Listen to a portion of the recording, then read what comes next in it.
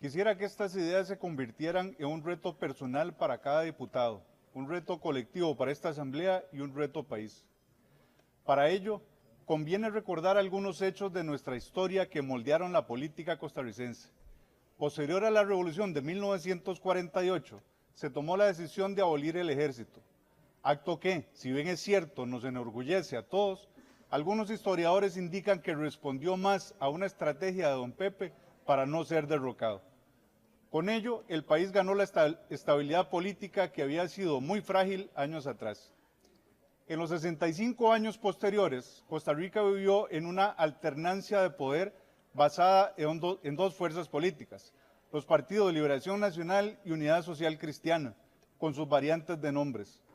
Al principio, esto significó una alternancia en puestos medios y operativos en reconocimiento a los aportes personales en campañas de muchos de sus dirigentes, quienes al ser nombrados como policías o maestros, garantizaban completa lealtad al gobierno de turno. Ello fue así hasta que, por reforma legal y para bien, se quitó esta práctica, con lo cual los nombramientos se volvieron más técnicos que políticos. Y digo más porque aún continúan los nombramientos políticos en puestos claves de los supremos poderes. Revisemos la composición histórica de la Asamblea.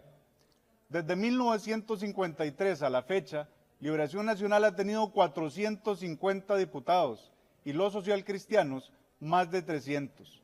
La rivalidad de estas dos fuerzas políticas fue notoria durante décadas. Sin embargo, a partir del pacto Figueres-Calderón de abril de 1995, la cosa cambió de forma radical, llegándose a acuerdos privados de manera recurrente sobre muchos temas.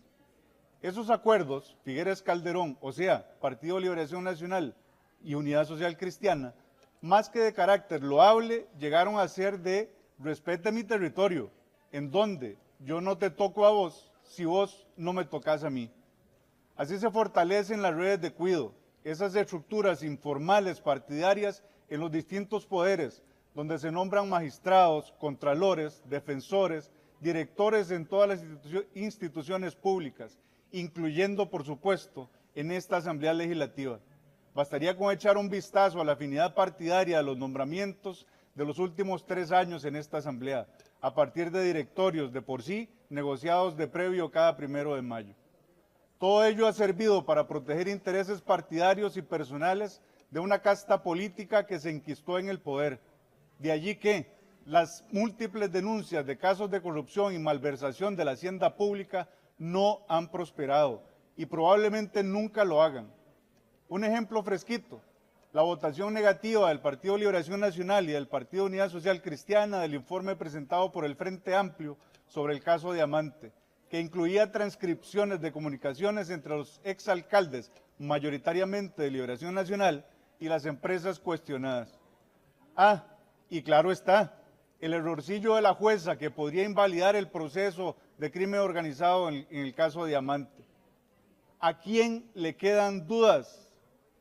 El error estratégico de estos partidos fue asumir que el pueblo costarricense nunca reaccionaría y que seguirían por siempre en el poder.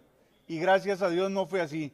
Fue tal el descontento del costarricense con el bipartidismo que se creyó el discurso del PAC en el año 2014, que llevó a un ex liberacionista resentido a ser presidente de la República. Y 4 años más tarde, para asegurar que los partidos tradicionales no volvieran al poder, se reelige al PAC, con las nefastas consecuencias que todos conocemos en materia ideológica, política y económica. Estos dos gobiernos del PAC, precedidos por los gobiernos de Óscar Arias y Laura Chinchilla, agravaron la situación económica de Costa Rica de manera absurda y desmedida, hipotecando cada vez más su futuro y el de sus hijos y nietos. Las evidencias hablan por sí solas. En la relación deuda-PIB, Costa Rica pasó del 24% en el año 2006, en el inicio del segundo gobierno de don Óscar Arias, a más de un 65% al finalizar la administración Alvarado Quesada. Los ciudadanos lo saben, lo sienten en su calidad de vida y por eso no es de extrañar su baja participación en las últimas elecciones y su creciente rechazo al bipartidismo. ¿Qué ocurre con el gobierno de Chávez Robles? Un outsider quien vivió y trabajó en el extranjero por más de 36 años decide volver al país con una misión clarísima: romper las cadenas de amiguismos, compadrazgos y tapaderas de la administración pública. Deja de llamar a los de siempre a gerenciar las instituciones y escoge un equipo de personas de gran calibre en sus respectivas materias. Los esfuerzos por mejorar toda la institucionalidad del Estado han sido enormes. Sin embargo, nos enfrentamos a una guerra sin cuartel, con algunos pocos que defienden el status quo, el que había permitido mantener un equilibrio entre líderes y liderados, a costa de servicios deficientes a la ciudadanía. Por ello, vemos surgir demandas de acoso cada vez que los nuevos liderazgos buscan cambios en favor de la población y se encuentran con sillas llenas de privilegios defendidas por estructuras y agrupaciones creadas para proteger los intereses de los trabajadores y no del pueblo.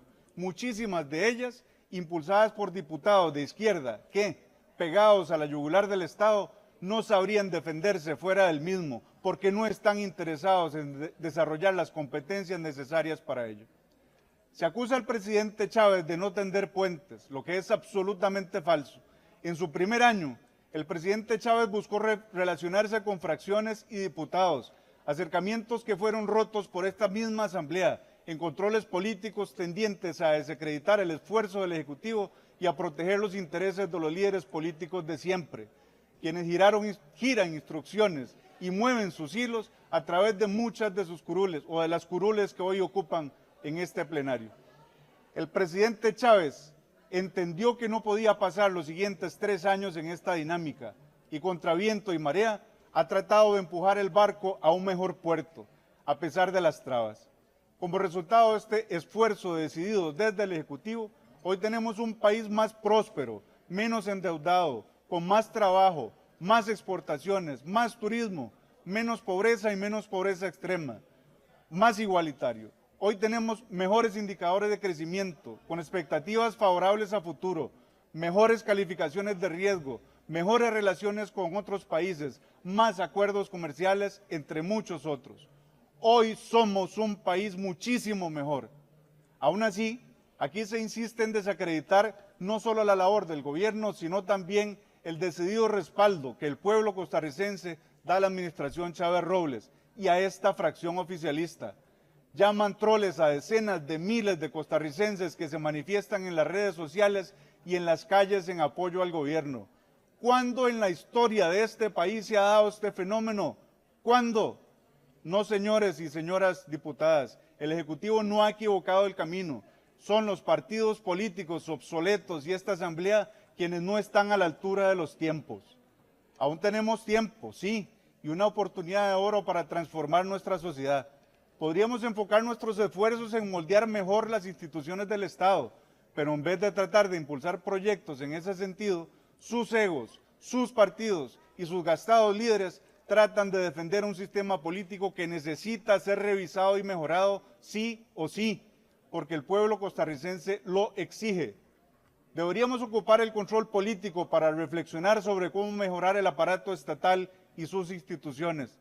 Las y los costarricenses respaldan la labor de la administración Chávez Robles por el convencimiento que la institucionalidad debe ser mejorada y de que cada colón debe ser aprovechado transparentemente.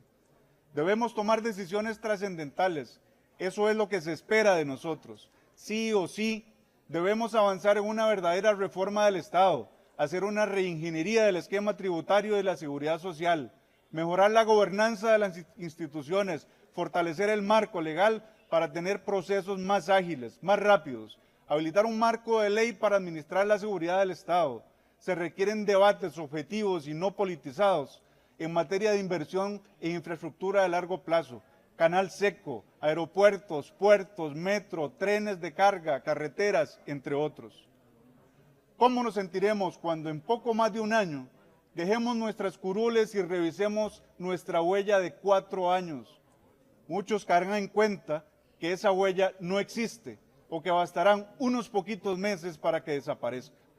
¿Cuánta grandeza podría alcanzar esta Asamblea Legislativa si todos tuviésemos la capacidad y la voluntad de trabajar para mejorar la calidad de vida de los costarricenses?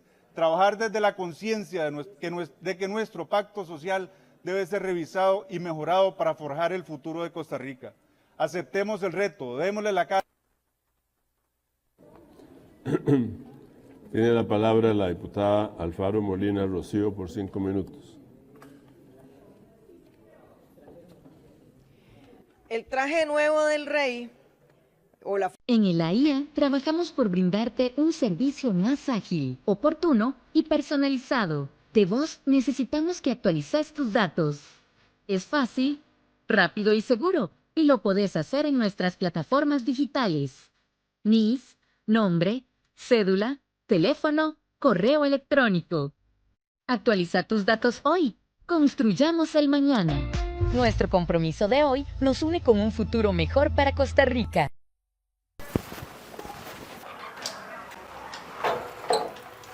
Papá, ¿sabías que lavar el carro con la manguera gasta mucha agua? Mejor usa este balde. Al ahorrar agua, usted cuida su bolsillo. También recuerde no utilizar la manguera para lavar aceras y paredes.